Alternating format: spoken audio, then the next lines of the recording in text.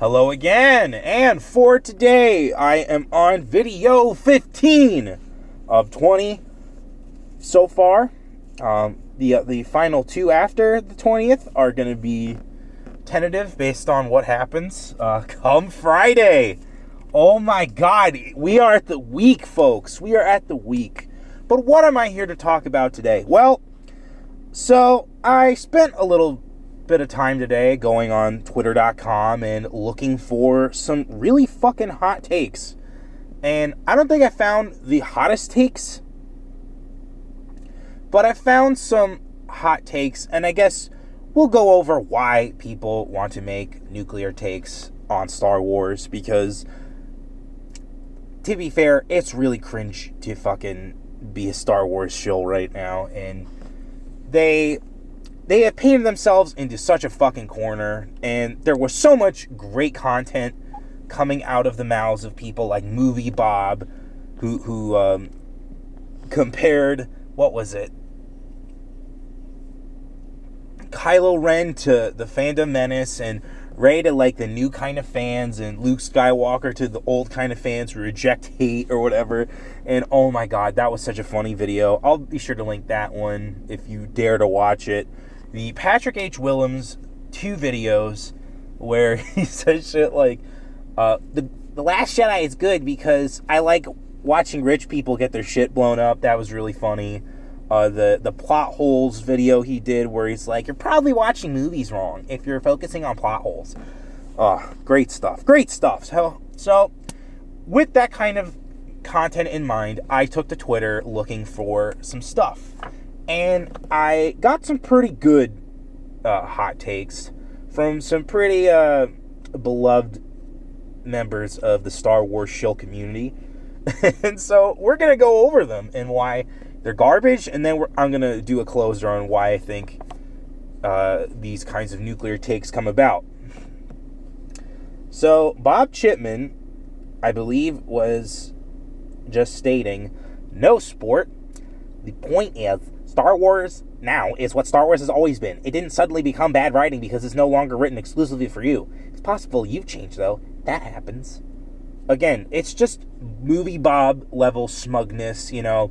There's a saying that was said on the Dumping with Scrump podcast that Short Fat Otaku runs, and it's, if there's ever a political event, be sure to check Movie Bob's Twitter, because he'll always have a fucking nuclear take. And what a take this is, because this is one of the shill tactics that I see a lot, is that Star Wars is now expanding out to new audiences, and yet at the same time, Star Wars is failing to retain the old audience. And what the shill will do to defend this choice is to say, it's not made for just you anymore. And it's a really cringe take.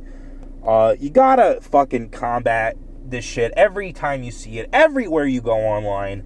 These people, again, need to be routed. So that was the wokest take I've seen from Movie Bob lately. That came from July 18th. 2018. Yeah. So let's go to a fan of a certain lady who will be mentioned in this next tweet. If you're in the talk about Star Wars, Disney, Marvel, Harry Potter, etc. game, and you're not Jenny Nicholson, you should just fucking give up. I don't want to hear any of you nerds besides her talk about your bad franchises ever again. Okay, why is this so fucking nuclear? Oh my God. Like, I read that online, I was like, yeah, that's pretty good, but reading it out loud just made it so much worse. So, we gotta explain, or I gotta explain. Jenny Nicholson is the typical fucking review girl who has no real opinion. She's just there consuming product and talking about how excited she is for current or next product. And oh my God, like, this take is so nuclear. Like, literally every other channel I watch is better than Jenny Nicholson at assessing media. And so to hear this kind of shit, it just makes me laugh so hard at fucking Jeb Nichols, bro. Oh my God, Jeb Nichols. Jeb Nichols is the best in media assessment. Fuck me, dude. This was great. Okay, so maybe this was a fucking nuclear take right here. Alright, so the next one comes from a recent Rolling Stone interview with Rise of Skywalker writer Chris Terrio. And so we're going to just stop at a certain point because the question goes on, but you're going to hear the final sentence, and that's when you'll get to the nuclear take.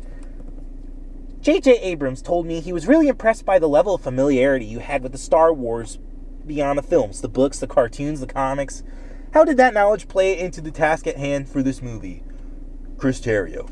It's sort of a multivariable equation, because if you look hard enough, so many directions in which you could take the story have already been done, and done really well, by novelists or comic book writers, or longtime Lucasfilm director-producer Dave Filoni and his collaborators in TV shows.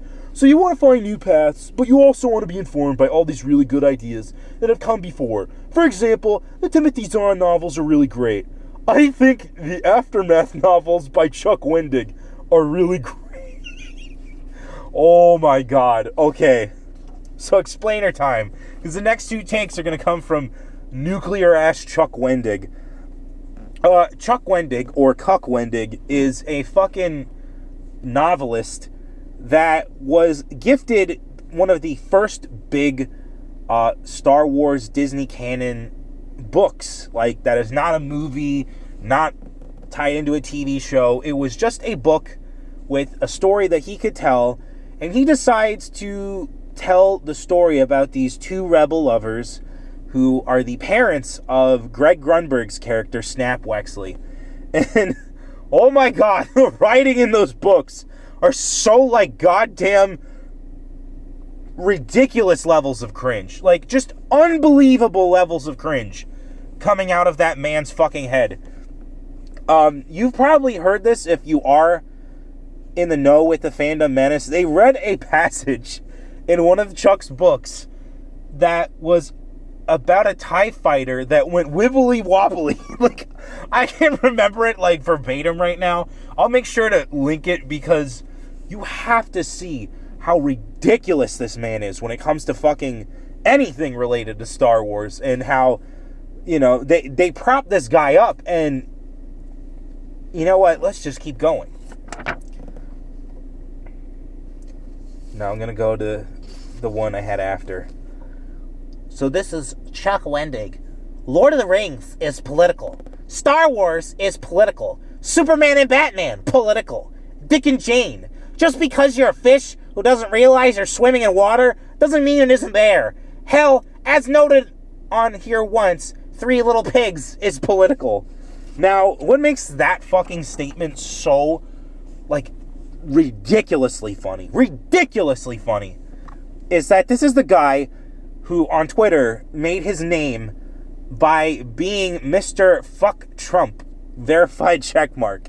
And oh my god, like, that was one of the fucking dumbest, because people like Kathy Griffin were retweeting him because of their hatred of Trump, and like, the hatred of Trump has brought together so many of the worst people. But that's not what we're here to talk about this month. We're here to talk about Star Wars. And for Chuck Wendig to assume that all media is political just goes to show how fucked up his brain is. He is so demented when it comes to politics that he thinks that everything is political. The personal is political. This is a fucking Saul Alinsky tactic. This is from Rules for Radicals. It's just so asinine. And these are the people, you know, involved in the entertainment that we consume. And again, to all my more right-wing viewers, I get it. This is exactly why we should all just fucking abandon media, because it is just such a progressive leftist hellhole that I don't think it will ever recover unless people take an active change.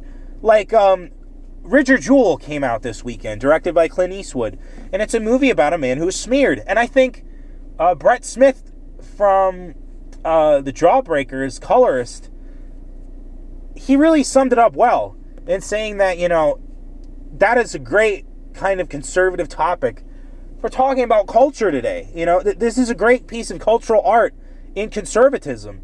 And for, you know, us conservatives, us libertarians, us, you know, not progressive people, we should support art like that because it is saying the stuff that we have experienced and it is showing it to a wider audience.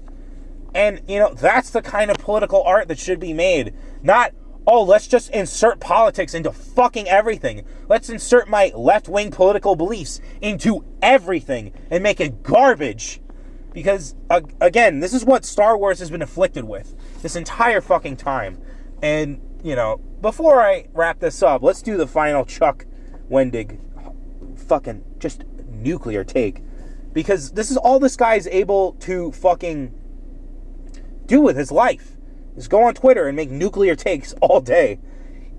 Hinting is not the same thing as representation. Let's hope it's actually up there on screen as part of the galaxy and not slyly winked at. If not with Finn and Poe, fine, but also boo. But with someone, kids' cartoons are doing LGBTQ representation. So must Star Wars. Again, this is fucking him inserting his beliefs into something that it doesn't belong into. Yeah, one day there will be a gay Star Wars character. One day there will be a lesbian. I don't think they'll ever get to transgender. Oh, man, if they do that would be the end of it, bro. Oh, man, you'd have to... It'd be deranged. Or unless it's just like, oh, we have transitioned this fucking woman completely into a male with no problems and no dysphoria. What a utopia we live in. But that's not Star Wars. Again, that's more of a Star Trek thing. So, this is what this guy and what a lot of the shills for Lucasfilm, the shills for Disney do. They go on Twitter and they just give the most nuclear hot takes to draw attention to the product. And that's what they think they're doing. But instead, they are drawing all this fucking negativity and hatred and bullshit into our entertainment. And it's dragging it down into the mud and burying it there. So, in conclusion, I think I found some pretty hot takes that are recent. There are more out there. Believe me, there are more out there. All you gotta do is dig. But as a primer on hot takes in Star Wars, this was a great start, I believe. And in the future, I assume that we're going to be getting a bunch of them this weekend. So prepare your buttholes, and I'll make sure if I find one, I'll include it in one of the post Rise of Skywalker videos that I have for y'all. But holy shit, man. Like, wow. It was amazing. Like, I thought I didn't do great, and then I read them, and it's just like...